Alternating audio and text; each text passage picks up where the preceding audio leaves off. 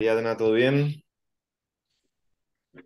Le comentaba recién, bueno, el que se acaba de ir es el doctor Rial, que es secretario del IRI. Le comentaba recién que tuvimos que hacer una reformulación drástica, digamos, de la mesa por una serie de bajas de último momento. El lunes a la mañana, mientras enviaba los mensajes como les envié a ustedes para confirmar la presencia, tres de los expositores se dieron de baja por diferentes motivos. Entonces reformulamos un poco todo.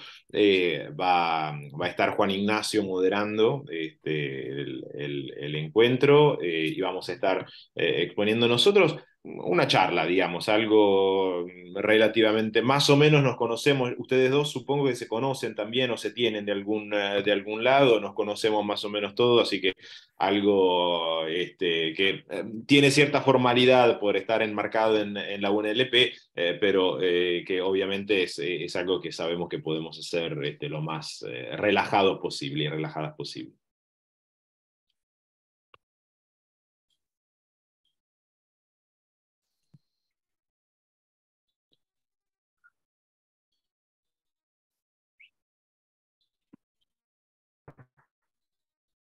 Se tildó. Ahí te veo moviéndote. Ahí me estoy. Era yo, ¿no? Bueno. Me estoy yendo en el barco mejor señal.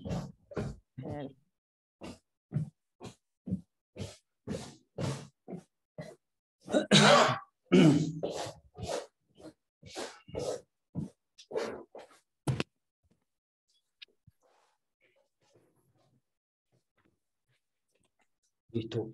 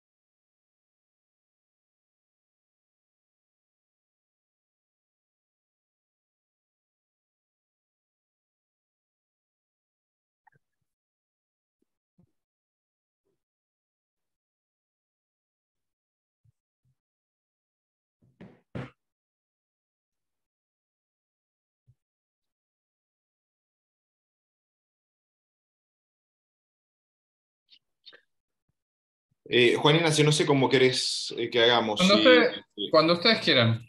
O sea, hay, abrimos a quien se quiera sumar y esperamos unos minutos más, no sé. vamos a hacer algo. Yo voy a mandar un mensaje ahora a la mesa, a la sala de espera. Le voy a decir que si quieren esperamos 5 minutos más para ver si se suma alguien y ahí vemos que arrancamos. Como vos digas.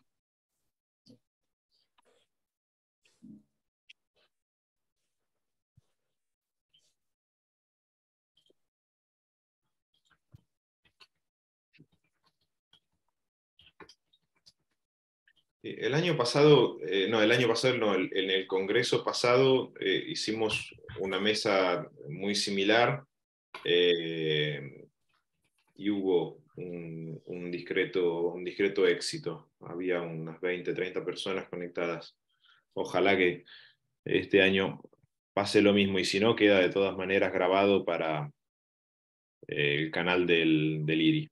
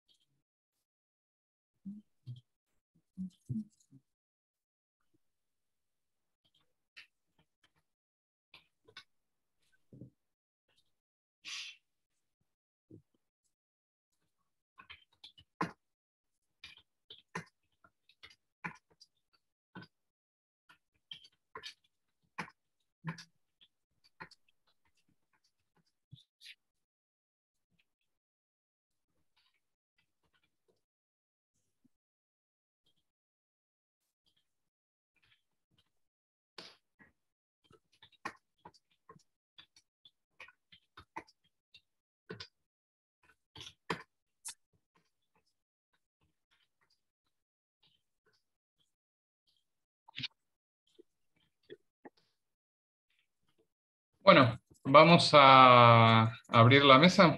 Ahora, no me acuerdo dónde están los participantes. Acá está. Bueno, vamos a admitir al participante en cuestión. Eh, Federico ya dijo que habían más o menos arreglado el orden. Va a empezar vos, Augusto, después Ariadna, y después va a terminar Federico. Eh, ese, Ariadna es il manifesto, ¿no? Pues, Sí. perfecto, listo, para no destrozar el italiano más de lo que lo hace uno en el día a día. Bueno, arrancamos.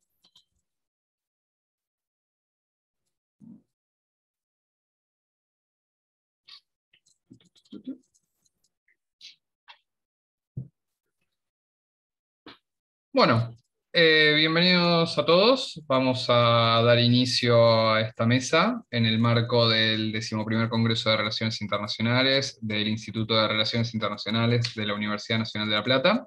Esta mesa va a tratar sobre medios de comunicación y relaciones internacionales. Tenemos 3 expositores el día de hoy: Augusto Taglioni, Ariadna da Sillanza y Federico Lersen. Vamos a comenzar dándole la palabra a Augusto.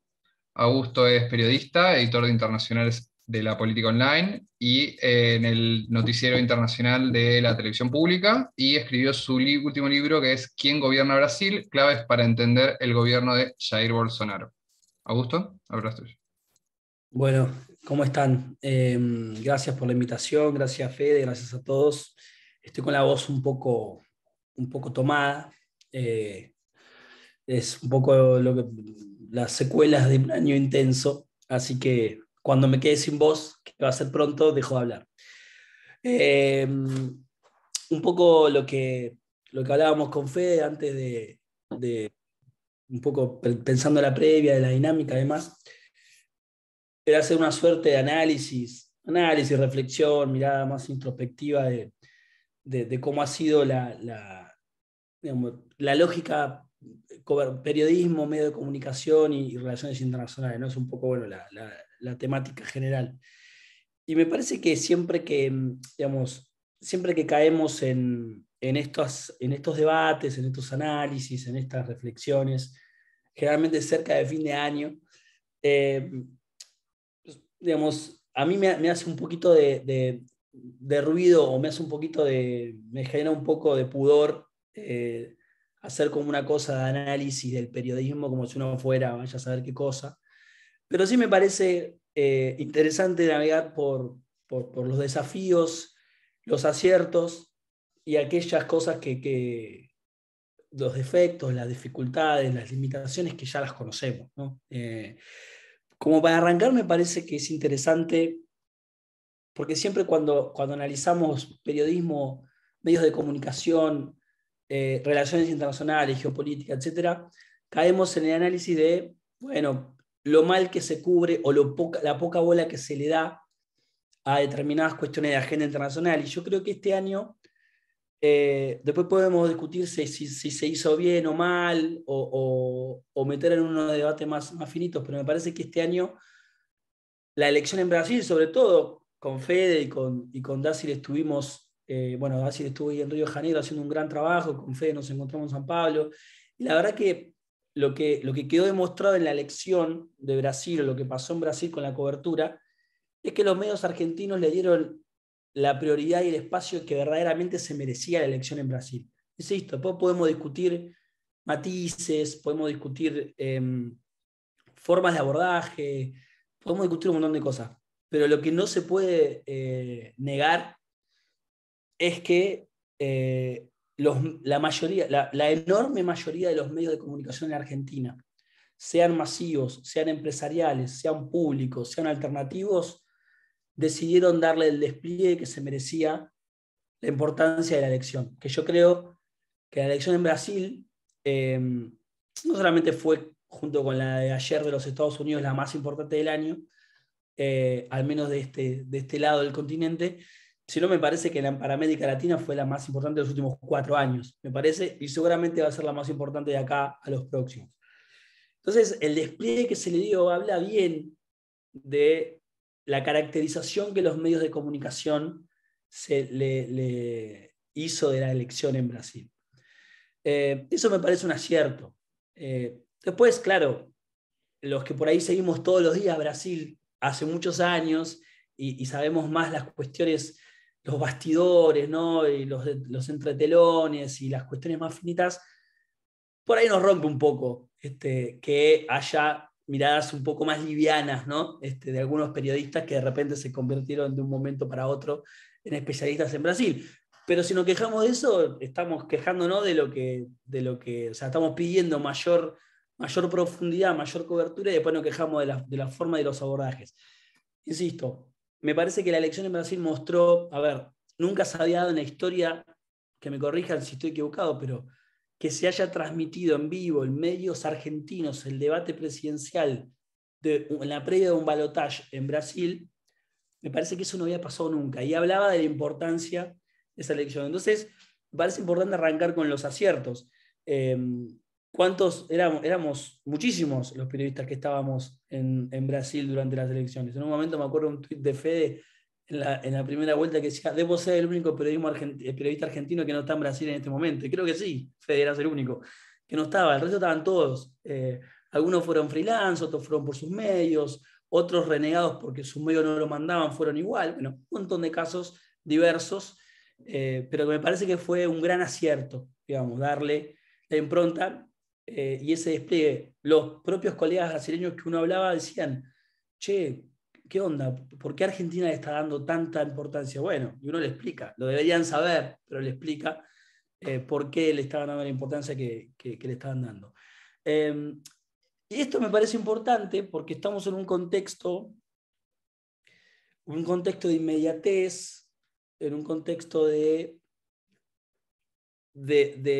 donde el periodista parece más protagonista que el medio en el que trabaja, ¿no? Entonces es más importante tirar una primicia por Twitter que escribir una nota con fuentes que rubrique, que confirme, ¿no? Pareciera que uno, en lugar de cumplir con el medio en el que trabaja y hacer un buen laburo, estamos preocupados por tirar el primer tweet, ¿no? Eso es un poco la lógica que venimos atravesados hace mucho tiempo y me parece bueno, que forma parte de las limitaciones.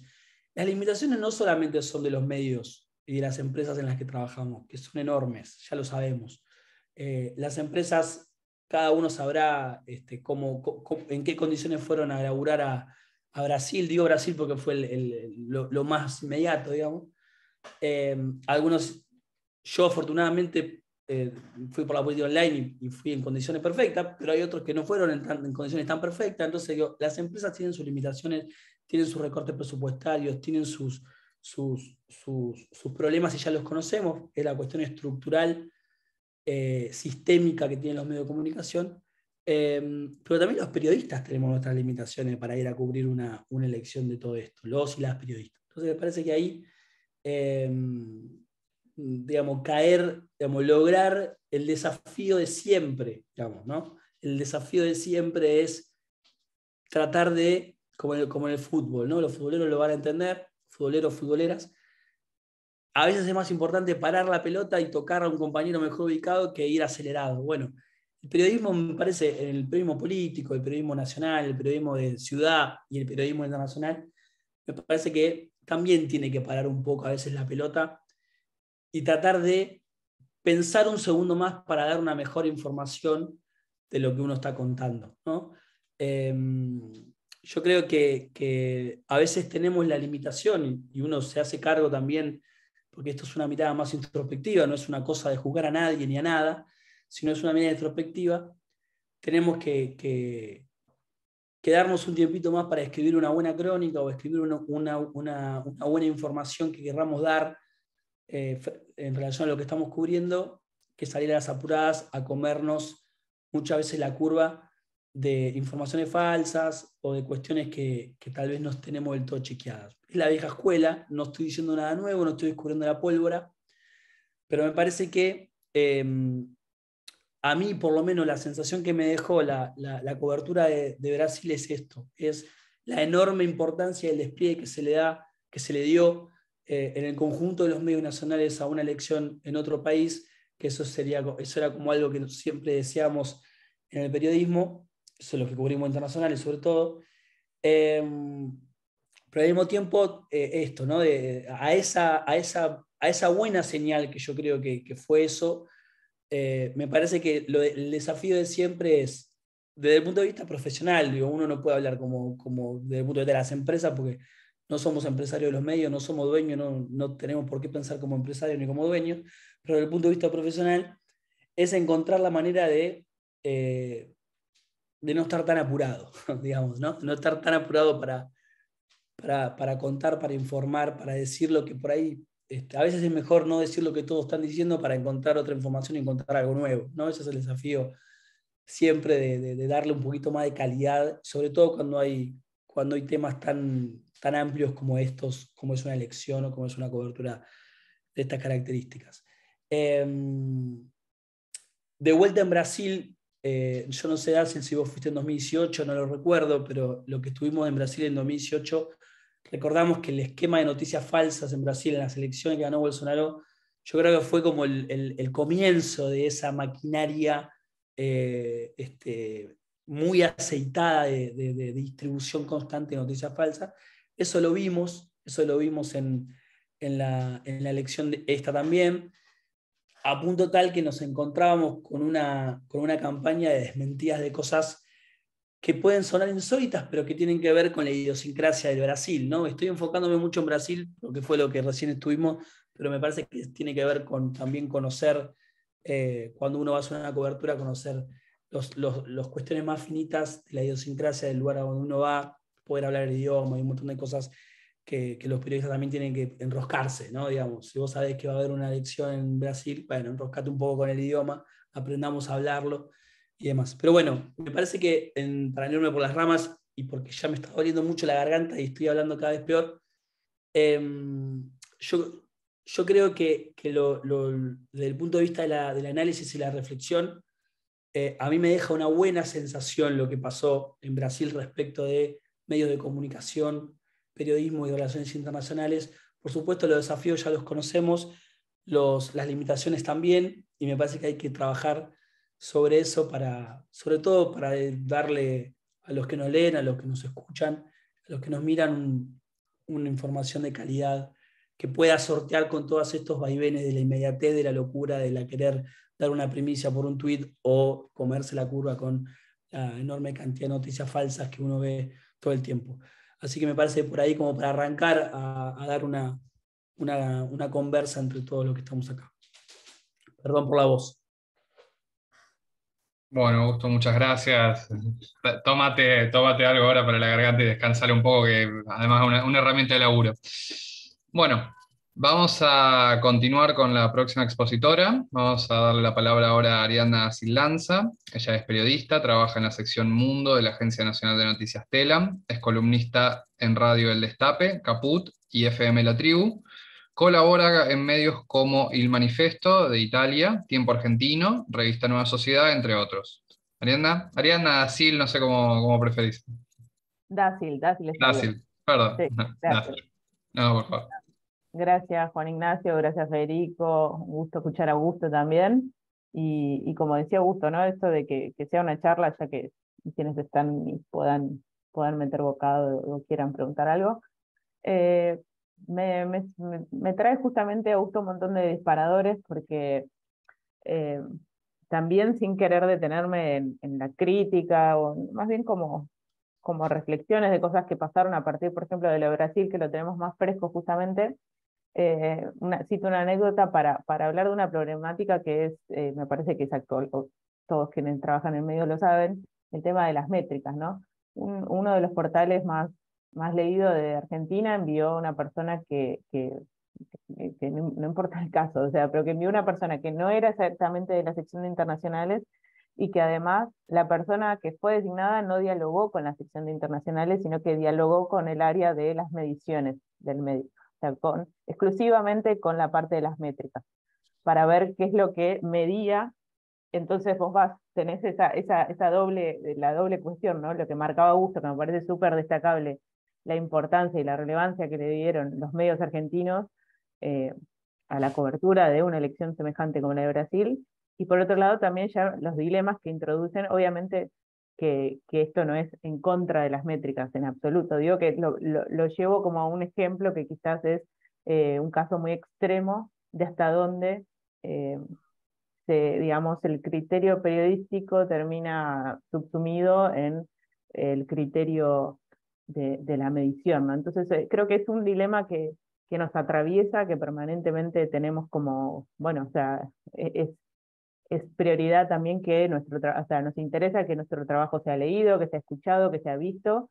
Eh, el tema también ahí entra, me parece, la cuestión de la ética periodística, de, bueno, qué informamos, de qué estamos ofreciendo, de qué se trata nuestro producto, digamos. Y justamente ahí mi pregunta y mi obsesión en general es el tema fuentes, que parece una obviedad decirlo, pero sin fuentes no hay noticias. Y muchas veces nos olvidamos absolutamente de eso y estar adelante de un micrófono, estar adelante o de un papel a ser publicado.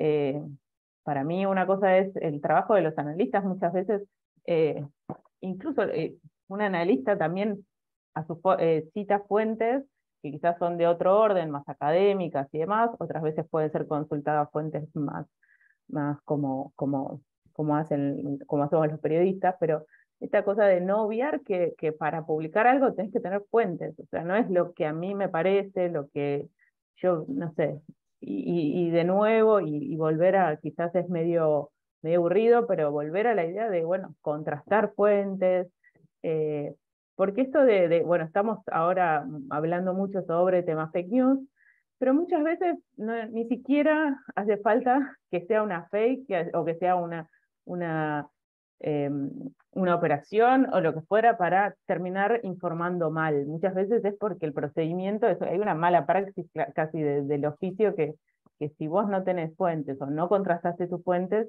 y bueno, también podés publicar algo que es errado, que es tendencioso y que justamente no pasa solamente por el peligro de la fake news. Entonces, a veces volver al el ABC periodístico me, me, me parece que puede ser, digamos, o que hay que insistir en ese ABC. Eh, y también otro dilema que me pasa a mí con las fuentes en términos de, bueno, yo tuve un periodo que hice política nacional y hay una diferencia sumamente grande con lo que es ni mayor ni peor la comparación entre la sección mundo y la sección política nacional. En la política nacional vos querés hablar con los principales actores, vas, te sentás, te tomás un café, vas a la Biela, a Florida Garden y al Congreso y más o menos encontrás a los actores directamente, lo cual no te salva en absoluto de ser operado y demás, pero bueno, tenés otra posibilidad, otra familiaridad eh, con las fuentes. Y en política internacional tenés otra cuestión que es justamente tenés que hablar de una serie de cuestiones en todo el mundo, tener que tener relaciones, o no depender quizás también de las fuentes de Palacio, como se dice, es el building source, digamos, que a veces termina justamente por comodidad atada a los comunicados oficiales y demás, y encontrar fuentes alternativas. eh, Ahí vuelvo también a la idea que los periodistas podemos tener eh, digamos, parte de la ética periodística también tiene que ver con buscar fuentes alternativas y no quedarse netamente con las voces oficiales o ser un prensero de determinado partido o lo que fuere, ¿no? Entonces, buscar fuentes alternativas en un momento en que por, digamos, las redes sociales o la comunicación, un llamado no te cuesta lo que le costaría, la verdad que me resulta admirable la forma en que hacían periodismo antes de Internet, periodismo internacionales, o sea, los costos eran enormes, la dimensión de las redacciones eran otras también. Pero en ese sentido me parece que ahí, de nuevo, enfocar en que no sería ya ya sería una limitación del periodista si no busca fuentes alternativas.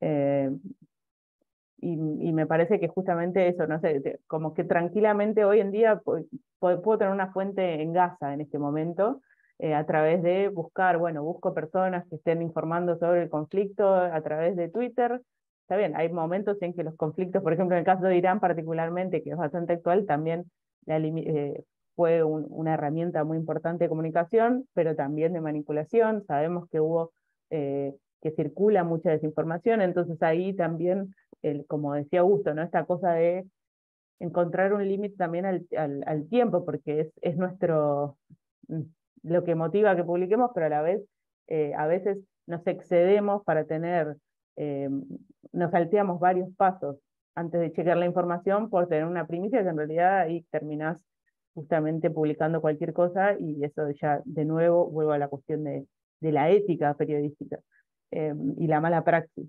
Entonces, estar luchando permanentemente con esa jugada del tiempo que es característico de nuestro oficio y que con una variable con la que funcionamos, me parece que a veces hay que saber decir, bueno, no, chequeo doblemente esta información porque eh, nos podemos comer varias curvas de esa forma. Y después el tema también de seguir con el tema fuentes en el caso de los viajes. En un viaje, por ejemplo, eso es lo que me resultaba llamativo muchas veces que, eh, a ver, digo por la positiva, los viajes en general son una oportunidad para vos nutrirte justamente de acceder de a una serie de fuentes que quizás justamente desde la reacción no podés, por esto que marcaba en un principio. Entonces, eh, y también, además, es una lucha que la persona que viaja no termina siendo, digamos, lo que podría ser hecho desde un escritorio.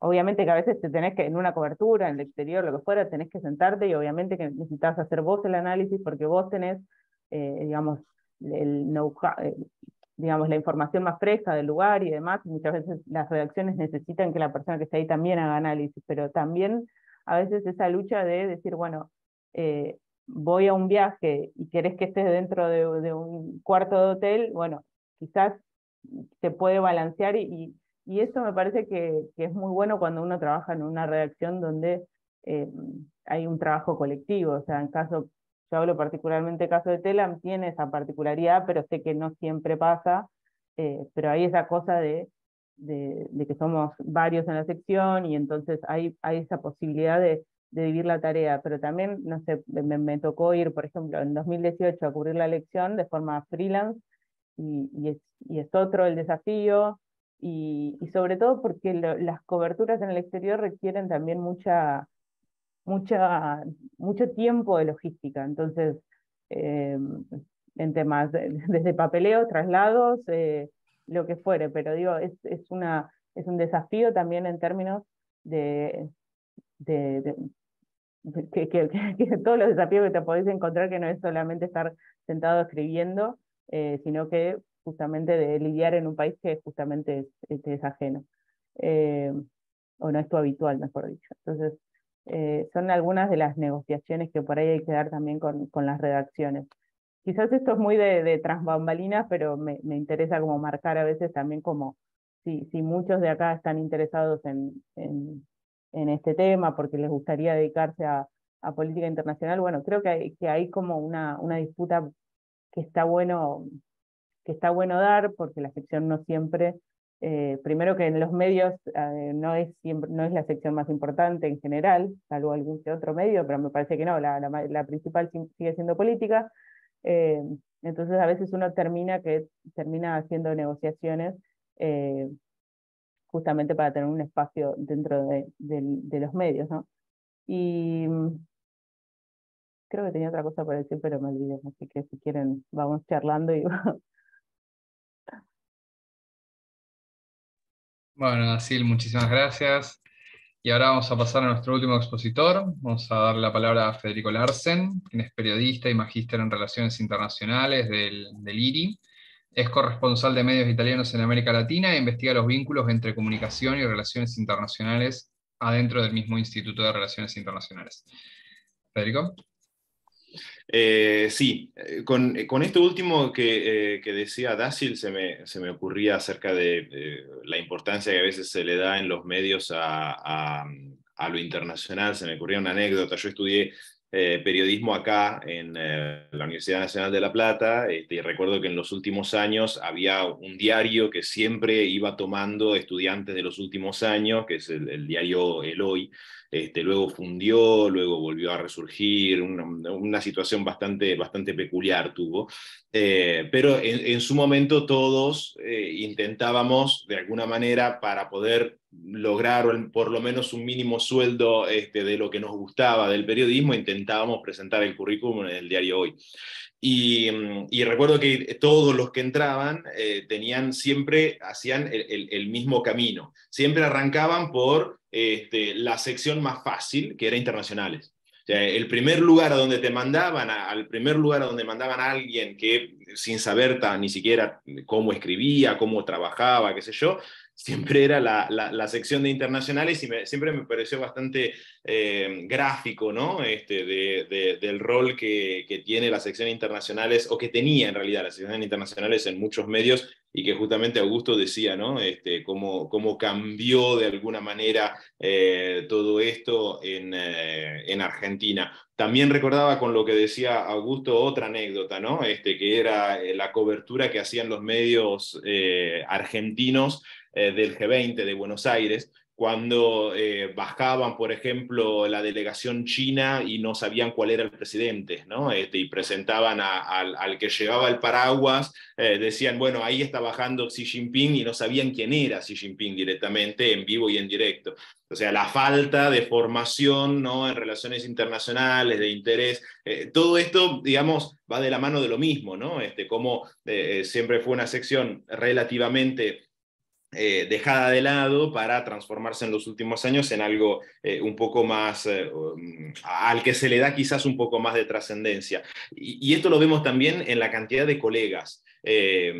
También recuerdo, perdón, siempre voy a lo anecdótico personal, pero me parece que también da cuenta de algunas cosas, ¿no? Recuerdo cuando hacíamos programas de radio dedicados a lo internacional. Estaba Augusto en Mar del Plata, había algún que otro programa en alguna radio de Buenos Aires, estábamos nosotros en La Plata y un programa en Radio Universidad, y para de contar, no había mucho. Hoy, en cambio, ves cómo lo internacional tiene más o menos un espacio en cada una de las radios. Si no hay un programa, hay un columnista, una columnista en los programas principales. Hay muchos más periodistas que se dedican a lo internacional, y eso también me di cuenta tratando de armar esta mesa, tratando de contactar a la gente. Realmente todas las veces que contactaba a alguien me pasaba un contacto nuevo, de gente que por ahí uno no conoce y que se dedica, ¿no?, a lo internacional. Entonces, me pareció como muy interesante poder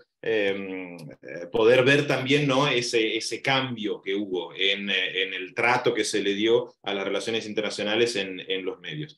Luego, yo en realidad había preparado no había preparado, no es verdad que lo preparé, son cosas que ya vengo trabajando hace mucho tiempo en el IRI, ¿no?, acerca de esta cuestión de los medios y las relaciones internacionales, que tiene más que ver con lo académico, pero hay un par de datos que me guardé, que me parece que pueden ser interesantes como disparadores, como para ir pensando, ¿no?, algunas cuestiones. Yo no sé si tengo permitido compartir pantalla, pero ahí está.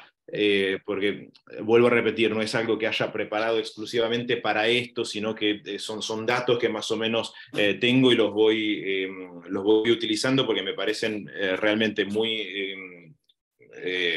¿cómo se puede decir? Muy clave, ¿no?, para entender.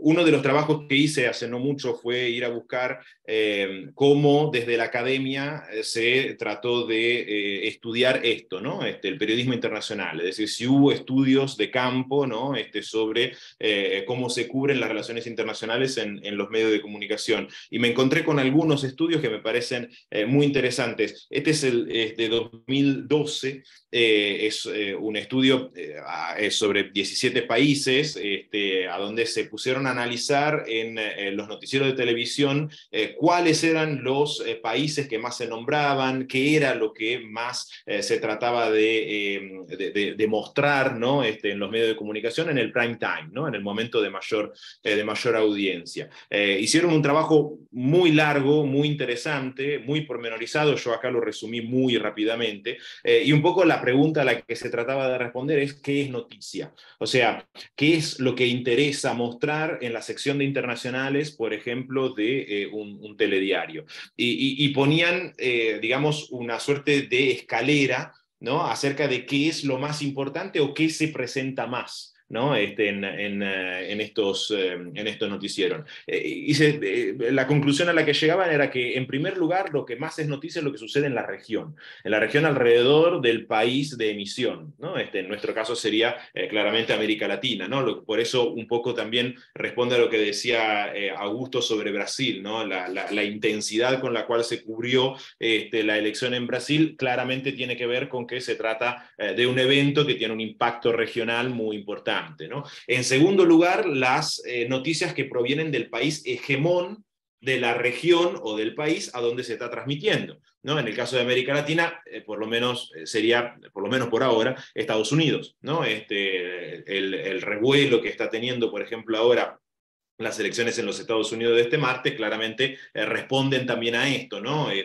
Una elección de medio término en Estados Unidos la van a estar cubriendo permanentemente todos los medios, y en cambio una elección de medio término en Bolivia probablemente no tendrá la misma presencia.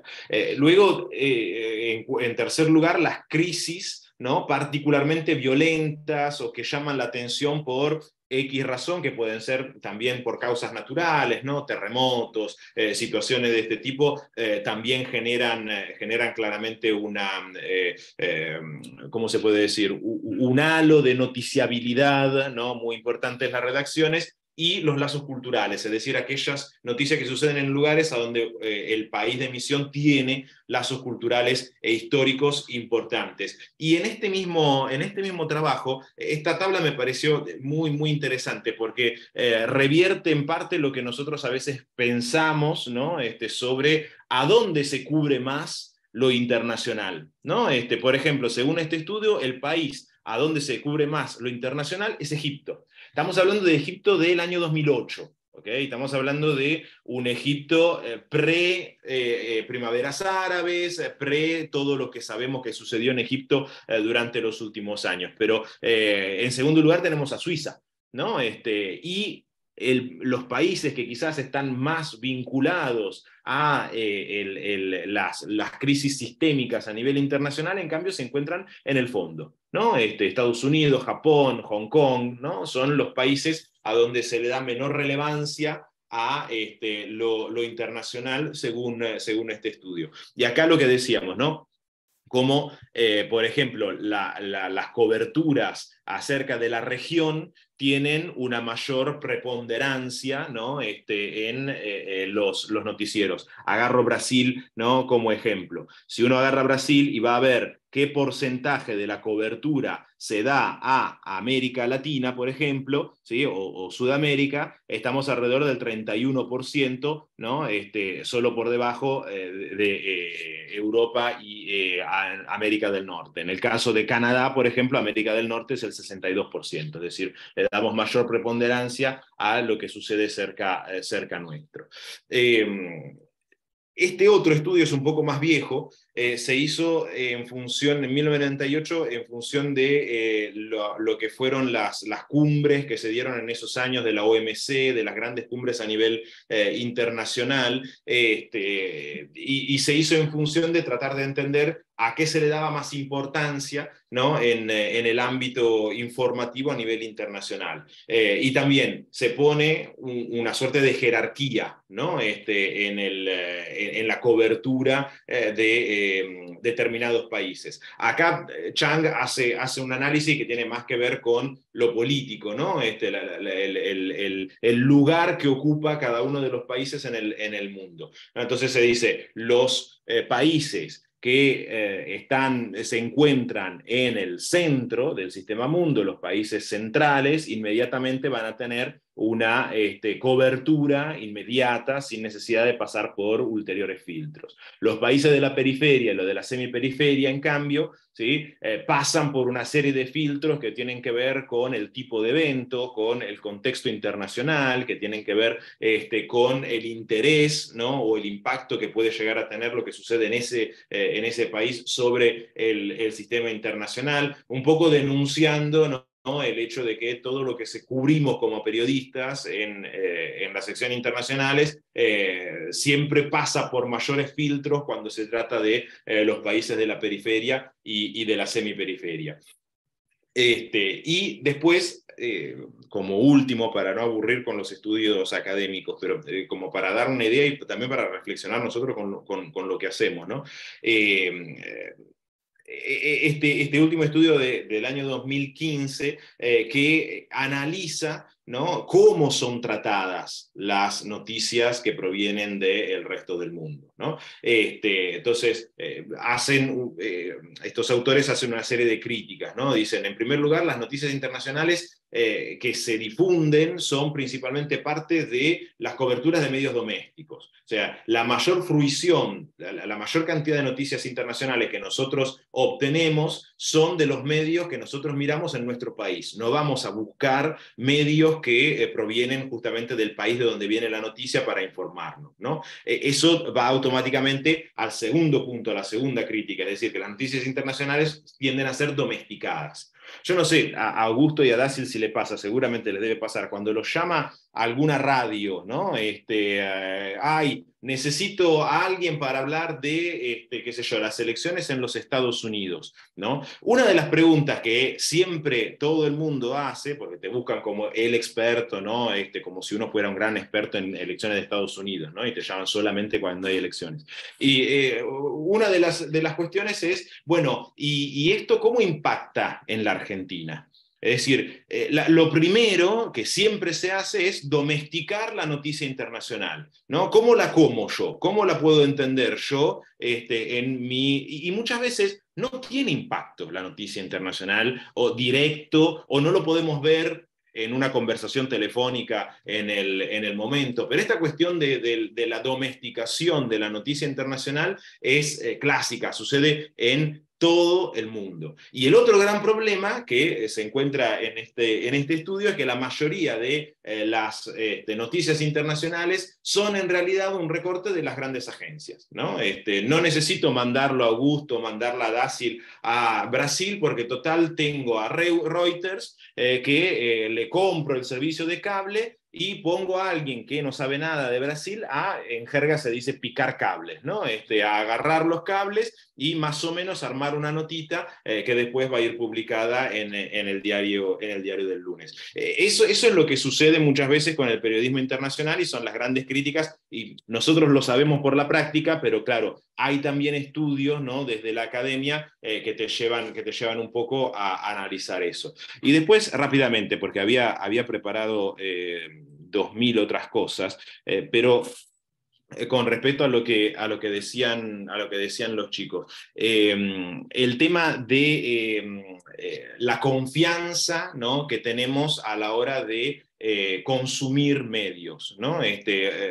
Me anotaba que Augusto decía, muchas veces estamos más pendientes de la cuestión de el tweet, ¿no?, y salir muy rápido, o muchas veces, decía Dácil, no se chequean las fuentes, no se controla. Bueno, eso de alguna manera tiene repercusión sobre el que está del otro lado, el que lee. Bueno, sí, tiene repercusión, claramente. O sea, hay una desprofesionalización, ¿no?, del periodismo en muchos casos, que esto no tiene que ver solamente con lo internacional, es generalizado, ¿no?, que socava de alguna manera la confianza que el público tiene con los medios de comunicación, y es algo que sucede a nivel mundial, ¿sí? Es algo que sucede en todo el mundo, no solamente acá en América Latina. Yo acá agarré, por ejemplo, estas son del reporte que hace todos los años justamente Reuters, el Instituto Reuters con la Universidad de Oxford hacen un panorama mundial, ¿no? de los medios, y acá se ve, ¿no? Cómo en algunas naciones se confía más en los periódicos que en otras. Y en el caso de América Latina, por ejemplo, todavía estamos alrededor de un 54%, aunque Argentina, ¿no? Está entre los países más desconfiados, ¿no? O sea, si se puede decir, con respecto al periodismo. Y sobre esto, yo de este trabajo de Reuters saqué un montón de cosas. Esto es sobre fake news, a esto quería.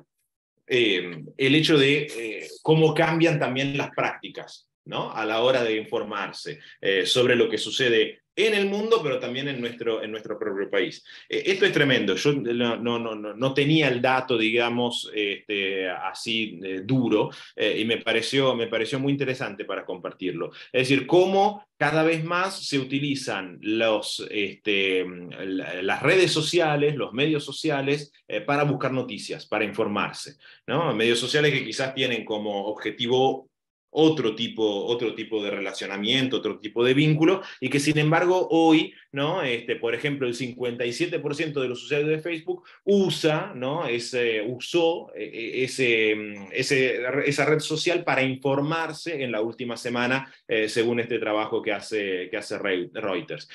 Lo cual habla claramente también el que fue a Facebook muy probablemente no fue a buscar la nota más pormenorizada que publica Augusto en la política online, ¿no? O que publica Dácil en Telam. Me parece muy interesante, ¿no? El hecho, cambio de costumbres. Y esto es lo último, prometo, y no aburro más. Pero a mí me encantan los datos duros, las tablas, es algo que me fascina. El periodismo de datos es algo que me gusta mucho, entonces también en estas cosas lo voy a buscar. Esto es sobre la guerra en Ucrania. Cómo los públicos en diferentes partes del mundo se mantienen informados sobre la guerra en Ucrania, ¿no? Hay claramente todavía una presencia muy grande en diferentes partes del mundo de un medio tradicional como es la televisión, pero si nosotros vamos a sumar todo lo que es la información que circula online, que no es solamente los sitios oficiales, ¿no? Como puede ser los portales donde trabajamos nosotros, sino también sitios no mainstream, ¿no? Sitios alternativos que están creciendo y que muchas veces justamente hacen eso que dice Dácil, ¿no? De el no chequeo de fuentes, un periodismo más casero, si se quiere, menos profesional y todo lo demás, terminan siendo realmente la competencia directa con los medios más tradicionales, ¿no? Acá de América Latina tomaron a Brasil, pero también hay datos de Argentina sobre esto que son bastante interesantes. Está todo ahí en el reporte de Reuters de 2022. Me parece también para reflexionar, ¿no? Para pensar de qué manera no solamente nosotros producimos, que no es solamente por, digamos, la inmediatez, la necesidad nuestra de tirar el tweet con más efecto, de sumar seguidores, sino que evidentemente hay una tendencia general, ¿no? A informarse de esa manera, también por parte del público, y es una puerta que se abre a, bueno, una desprofesionalización, ¿no? En el caso nuestro, como laburantes, también a una fuerte informalidad, ¿no? En nuestro trabajo, ¿no? Precariedad laboral, inclusive, que es uno de los problemas endémicos, ¿no? en el periodismo. Entonces, o el multiempleo y todo lo que vivimos en el ámbito del periodismo. Nada, como para tirar algunos datos para reflexionar, para tener algún aporte más, para ampliar un poco el debate. Yo quería agregar, no sé si Augusto quería decir algo, pero hay una autora argentina que es Marcela Pizarro, quien estudió la sección Mundo en los dos diarios, en ese momento también con mayor tirada, La Nación y Clarín, específicamente la sección Mundo. Y hace un trabajo no solo cualitativo y cuantitativo, donde, por ejemplo, analiza las fuentes más consultadas, desde eso hasta los países que directamente aparecieron, no sé, 3 veces en 10 años, o sea, que realmente también como ahí termina siendo un sesgo quizás de y se termina ignorando a gran parte del globo. Es un libro súper interesante, pero bueno, esta cosa que también que vos marcabas, Federico, como si bien el estudio empieza a mediados 90 y mediados del 2000, eh, el tema de como la dependencia también de las agencias de noticias. O sea, los medios terminan siendo hiperdependientes de las agencias de noticias. Yo también estoy haciendo un laburo para la que entrevisté a uno o dos referentes de los principales medios de la sección de internacionales, y también es como la fuente, o sea, la agencia muchas veces no solo es la fuente, sino que también es el fin, es como terminás publicando exclusivamente eh, lo que dice una agencia, y cuando en realidad también que son hiperfiables en su mayoría, tienen una tradición, o más o menos uno ya sabe más o menos cuál es la tendencia y cuáles son sus intereses, porque responden a los intereses de determinado país del cual surgen, pero termina siendo muchas veces como la única referencia, cuando en realidad hoy en día quizás viene un cable de una agencia y te cita un tweet y quizás estás como redactor, ni siquiera fuiste a ver a Twitter si está efectivamente el tweet, si hubo una interacción a partir de ese tweet o lo que fuera, o buscar justamente a ver una posible respuesta de otro lado. Entonces, esa cosa de la dependencia que generan que tienen los medios de las agencias, también por una cuestión de economía y de tiempo, al menos es lo que aparece en general, lo que pude dialogar con la mayoría de los colegas de las secciones internacionales. Bueno, una cosa, lo que me queda de vos, una cosa interesante que habla bueno, cómo uno como periodista y el medio, ¿no? Y ahí está bueno también tener buenos editores y tener buenos jefes. Por ejemplo, nosotros en la política online tenemos casi prohibido, digamos, publicar cosas que tengan, o sea, yo no puedo publicar lo mismo que publica una agencia internacional, porque si no, no voy a cubrir nada, me quedo acá y con la información de las agencias armo una nota desde Buenos Aires, digamos. Entonces, el ejercicio de pensar, bueno, a ver, ¿dónde busco otro dato? ¿Dónde busco una nueva historia? ¿Dónde busco contar otra cosa? ¿No? Y eso es un laburo que nada, requiere de preproducción, requiere de ir, de conocer, digamos, de poder hablar con las fuentes necesarias, que no las conseguí, las fuentes 2 días antes de viajar, sino que tenés que trabajarla. Bueno, un montón de cosas que Darcy recién resumió bien, pero ahí está también el laburo que... Una cosa es, bueno, vas con una cámara, ¿no? Salís, hablás, contás, das los resultados, bueno, está bien. Pero en el laburo más de gráfica, sobre todo, que es lo que nos toca a nosotros, es el ejercicio de pensar una cobertura que sea diferente a lo que ya abunda, digamos. Eso me parece que está bueno también como ejercicio profesional. Bueno, a ver, está bien. Lula es el nuevo presidente, perfecto. O Lula encabeza las encuestas, perfecto. ¿Qué otra cosa hay? Digamos, ¿con quién puedo hablar sobre determinado tema? ¿Quién me habla en on? ¿Quién me habla en off? Bueno, un montón de cosas que requieren un laburo de que te termina quemando las pestañas. Y en muchos casos terminás el año sin voz, como me pasa a mí. Nada, mentira. Entonces, eso es una. Y después, esto que decías vos, Fede, que es clave, lo de cómo usaste la palabra domesticar, ¿no? Domesticar el debate internacional, que es interesante eso. Hola, ahí llegó mi hija de jardín. Es interesante. Yo recuerdo cuando vine en el 2018 también, como Dácil. Vení, hija, saludá a la gente. Vení. Hay gente ahí, mirá, del otro lado. Saluda. Hola. Bueno, no con la web. Perdón. Yo me acuerdo del 2018, a la elección de Bolsonaro, también fui como freelance. Y bueno, conseguí salir para algunos medios, ¿viste? Y yo recuerdo, no importa qué medio, pero en ese momento, uno de los medios con los que me tocó salir, la línea era: Haddad es Cristina y Bolsonaro es Macri. Y vos decís, bueno, no, qué sé yo, no es tan así, digamos, ¿no? Esa cosa de poner los bandos en función de la disputa que en ese caso venía un año después en Argentina. O ahora que se da en este momento, bueno, la victoria de Lula refuerza la candidatura de Cristina, qué sé yo, para mí, a mí me preguntaron eso, esta vez salí para pocos medios, digamos, me enfoqué más en el laburo que me tocaba hacer, pero salí para unos pocos, y me decían, por una cuestión de tiempo, no por cuestión de vivo ni nada, y me decían, ¿esto cuánto favorece al gobierno?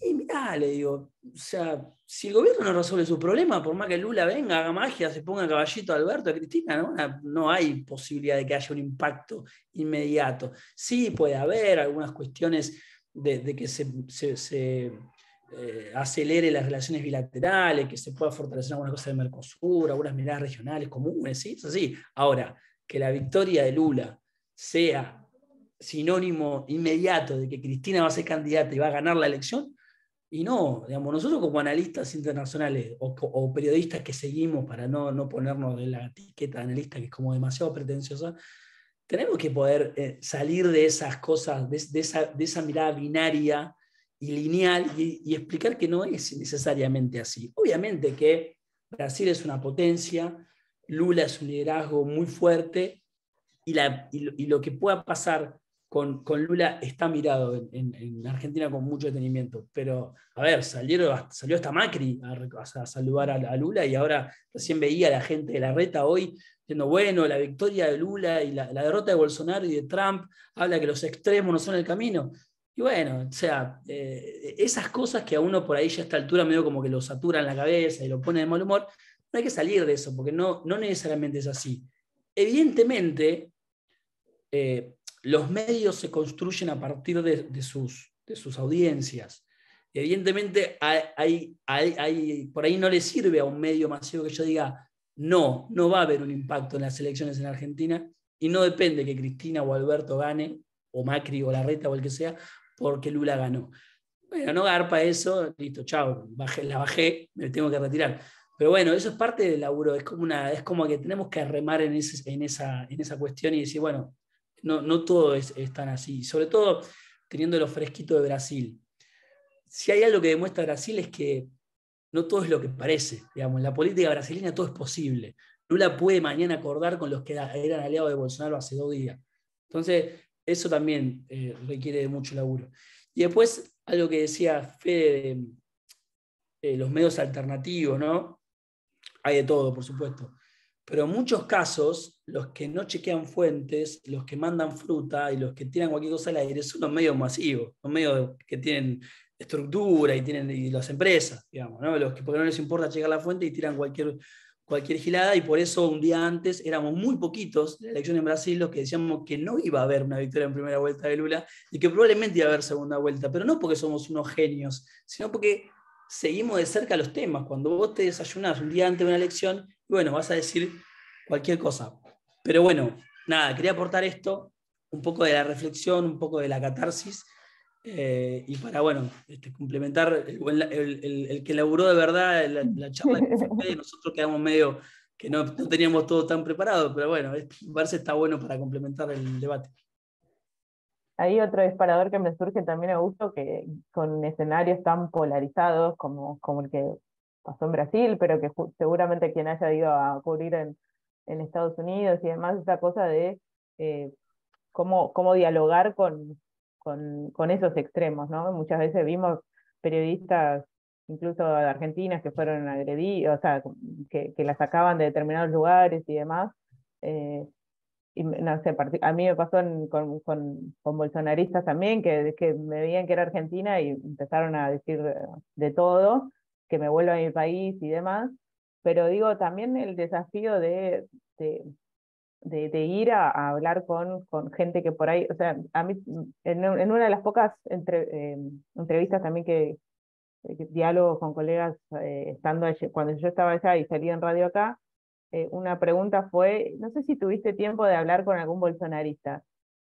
Si yo fui a cubrir una elección y no hablé con un bolsonarista, es como, y era es como raro, ¿no? Entonces, terminamos reproduciendo un poco también esquemas que, bueno, que nos pasan también acá y que es esa famosa grieta, pero que bueno, que es un desafío, no es lo más cómodo ir a hablar con alguien que piensa radicalmente diferente, y además presentarlo no de una forma ridícula también, ¿no?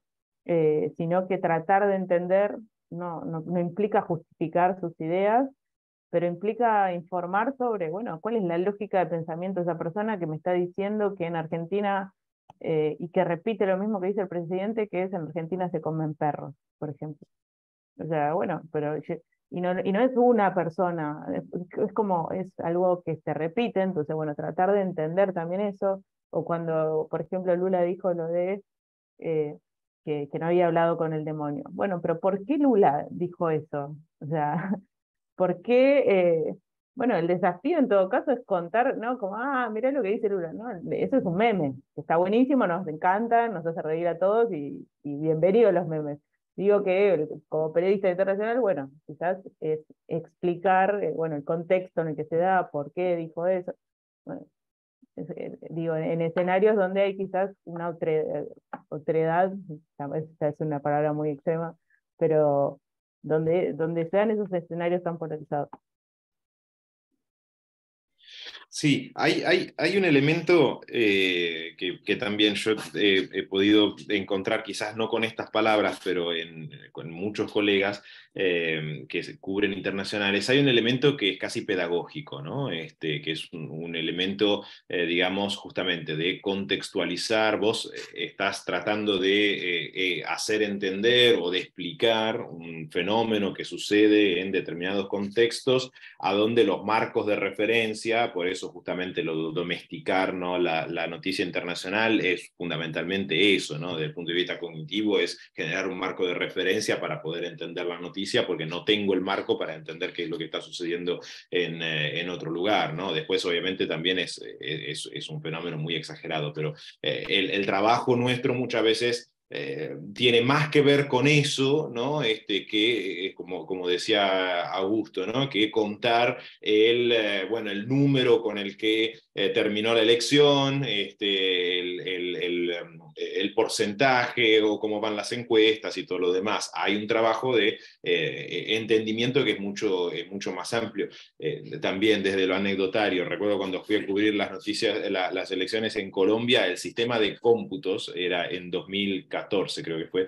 El sistema de cómputo era tan rápido que hasta en Twitter yo no lograba poner los resultados antes de que lo pusiera el sistema de cómputo colombiano. O sea, al pedo estaba haciendo ese trabajo, ¿no? En ese momento de tratar de informar cómo venía el conteo, porque ellos lo hacían mucho más rápido de lo que yo trataba en tipear. Y por ahí, por estar tratando de hacer eso, me perdí otro tipo de cosas, ¿no? Que quizás eran mucho más importantes. Uno va aprendiendo. Y después me quedé un toque con lo que decía, con lo que decíamos también con Augusto de los medios alternativos.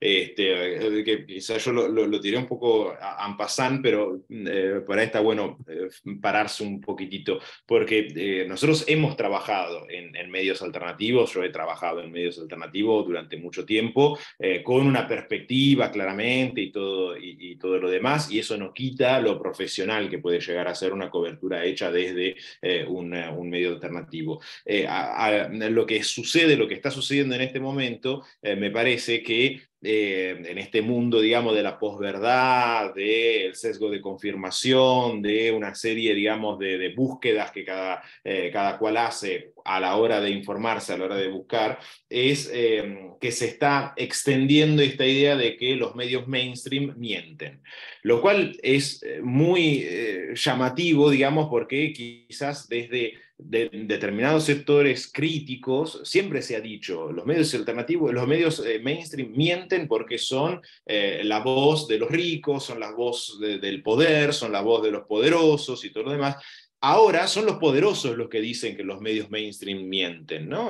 Como Donald Trump, como Bolsonaro, ¿no? Son los que tienen el poder, ¿no? Los que ponen arriba de la mesa esta situación, ¿no? Se dio un poco vuelta esta cuestión. Entonces, van a buscar la verdad en los mal llamados medios alternativos, que ya no son alternativos por la forma de construcción, por la visión, sino que son alternativos justamente porque cuentan lo que supuestamente los medios mainstream no cuentan, ¿no? Y ahí es a donde se reafirma una vez más el sesgo, ¿no? De la visión. Entonces, llega al punto donde los medios alternativos te cuentan que las vacunas sirven para meterte un chip adentro de la sangre, ¿no? Que empiezan a contar esas supuestas verdades alternativas a un discurso que es el discurso del poder que estos príncipes de la verdad, ¿no? Los Bolsonaro, los Trump, defienden. Y es algo que, como alguien que trabajó durante mucho tiempo en medios alternativos, hasta me da bronca que el medio alternativo hoy no sea eso. Uno va a mirar las elecciones de ahora en los Estados Unidos, el 75% de los votantes republicanos cree que Biden ganó con fraude, ¿no? Y está convencido de que Biden ganó con fraude. Y de hecho es algo que está alimentando mucho de las candidaturas, ¿no? A las gobernaciones, a la Cámara de Representantes, a la Cámara de Senadores, y es también gracias a la difusión de este tipo de ideas, gracias a estos supuestos, ¿no? Medios alternativos. Ahí juntando lo que decíamos, ¿no? Ya de por sí lo internacional es lejano, no tenemos los marcos de referencia, no tenemos capacidad de interpretarlo. Si encima la información nos llega a partir, o los marcos de referencia nos llegan a partir de este tipo de discursos y de medios que circulan, claramente tenemos un cóctel, ¿no? Para empezar a pensar realmente que en Argentina se comen perros por el hambre, ¿no? Como dice Bolsonaro.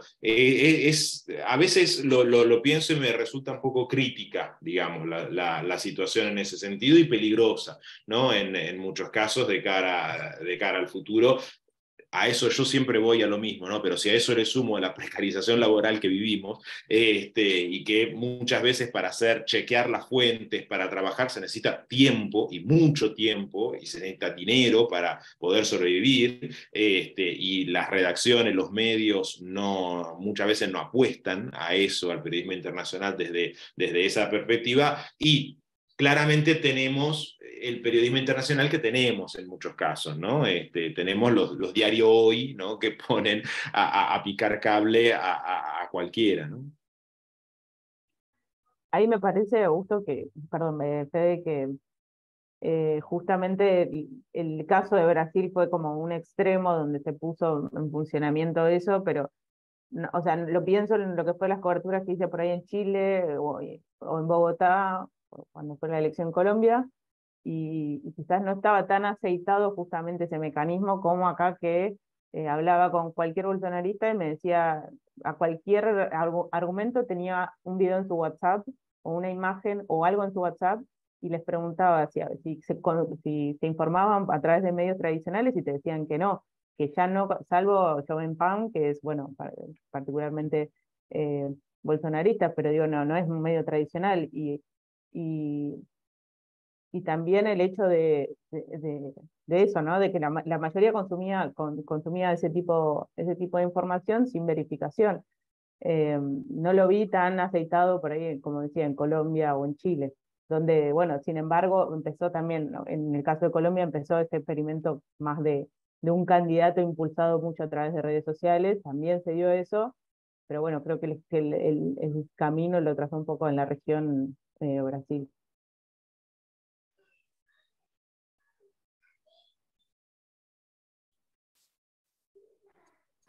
Bueno, muy interesante todos los planteos. A mí algunas cosas también me llamaron mucho la atención. Yo soy más de la academia que del periodismo, o sea, no soy del palo, pero muchas cosas que ustedes van marcando y yo diciendo, che, pero esto nos pasa a nosotros también. Hay mucho analista o académico que ha tratado de dar el salto a cierta fama en Twitter, entonces está en una onda de tirapostismo en redes sociales que me llama mucho la atención, y uno también se pone como un poco loco, porque diciendo, che, pero vos no te formaste de esta manera, no son las prácticas de la academia tirar análisis volado o tomar un gráfico solamente y avanzarlo. Igualmente también me llama mucho la atención en los gráficos que mostró Federico, la importancia que sigue teniendo en todas las regiones Facebook como espacio de la que una persona se acerca a las noticias. Y es una discusión enorme, porque esto se ve en muchos aspectos, que Facebook nunca entra en esa relación de decir, somos en última instancia un medio. Entonces puede jugar en un gris muy extraño desde lo legal, al mismo tiempo cómo se acomoda en el escenario, pero sigue teniendo o tiene o reviste un impacto impresionante. Y eso uno lo ve, y esto voy a hacer totalmente, o sea, lo que no debería hacer, pero hablando más de la experiencia personal, es generalmente es gente grande, gente mucho más grande. Entonces eso es muy llamativo porque aparece gente grande con discursos muy bien o cuestiones muy bien armadas, entonces uno para hacer ese trabajo pedagógico, decirle, che, no, pero no es así, demanda un montón de tiempo desarmar esas fake news que se instalen en 2 o 3 segundos. Y cuando vos terminás de desarmar una, aparecieron 4 más. Yo el escenario que plantean ustedes, desde el periodismo, y qué sé yo lo percibo un poco también desde de la perspectiva más de la academia, si quieren. Yo coincido con Federico, me parece que es una situación crítica, porque acá está en última instancia en discusión, sin hacerlo muy grandilocuente, está un poco en discusión una de las bases de la discusión democrática. Y la verdad, yo en lo personal me está costando mucho ver cómo se sale de esto, porque se entró como en un espiralado en esa cuestión. Pero bueno, sí.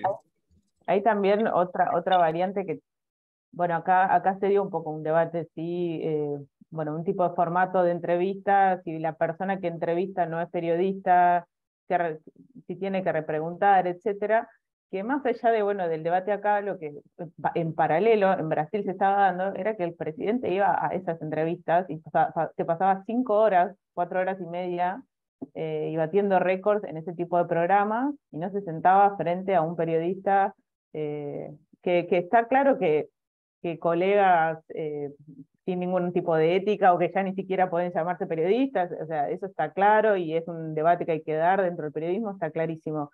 Que puede ir a hablar con personas en YouTube o que tengan un canal de YouTube o en streaming o lo que sea, también lo puede hacer ahora.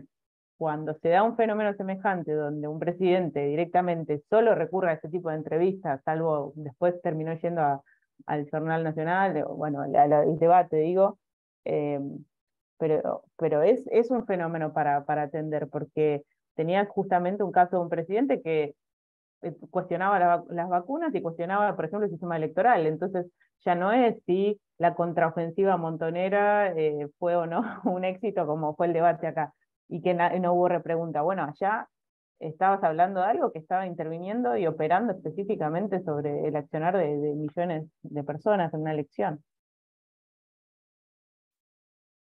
Sí, en ese sentido también, en lo que decía Juan Ignacio, hay también otro debate en torno a Facebook y las redes sociales, que tienen que ver también con eventos internacionales muy importantes. Yo estuve siguiendo, no muy de cerca, pero estuve leyendo bastante sobre el debate que se armó en torno a el manejo que hizo Facebook sobre las noticias que provenían de Irán, ¿no?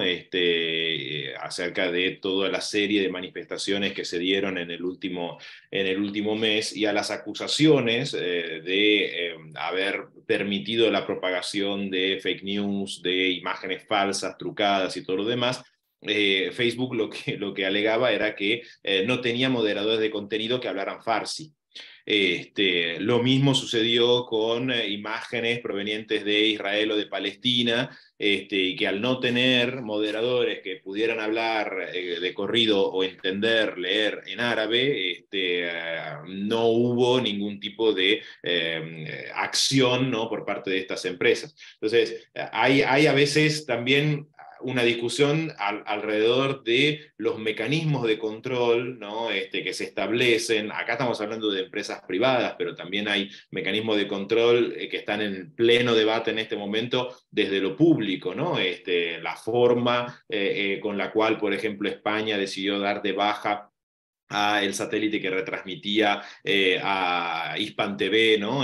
La versión española de la cadena internacional iraní, lo mismo con las formas con las cuales la Unión Europea está tratando de contrarrestar la llegada de información de medios rusos, ¿no? En Europa. Es decir, hay también una discusión muy grande acerca de los controles, los mecanismos, los famosos pesos y contrapesos, ¿no? Que deben tener las instituciones y las empresas en este tipo de difusión. Y que en última instancia, yo me recuerdo que hace un tiempo escuchaba a un periodista mucho más...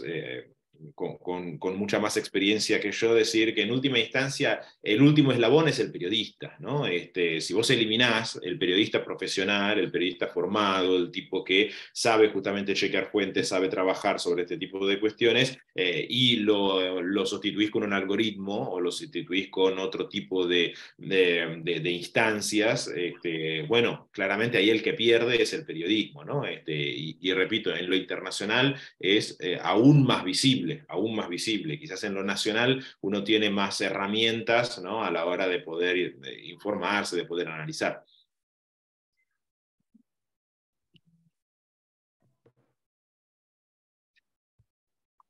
Yo no puedo hablar más, gente, si no, disculpa. Bueno, llevamos ya 1 hora y 20 de panel, si les parece, fue una conversación muy interesante, la verdad muy, muy educativa para mí, que no soy del palo del periodismo. Quiero agradecer a todos los participantes, a Augusto, a Dacil, a Federico por haber formado parte de esta mesa. La verdad que la discusión de cómo se cubre lo internacional en un ámbito de las relaciones internacionales, en un Congreso de Relaciones Internacionales, me parece fundamental. Yo soy más proclive también de que haya una discusión muy estrecha entre quienes hacen periodismo y la academia en sí. Me parece que hay muchas posibilidades de sinergia. Espero que estas instancias se repitan y se reproduzcan. Por mi parte, los agradezco a todos y bueno, podemos dar por finalizada la mesa. Muchas gracias. Gracias.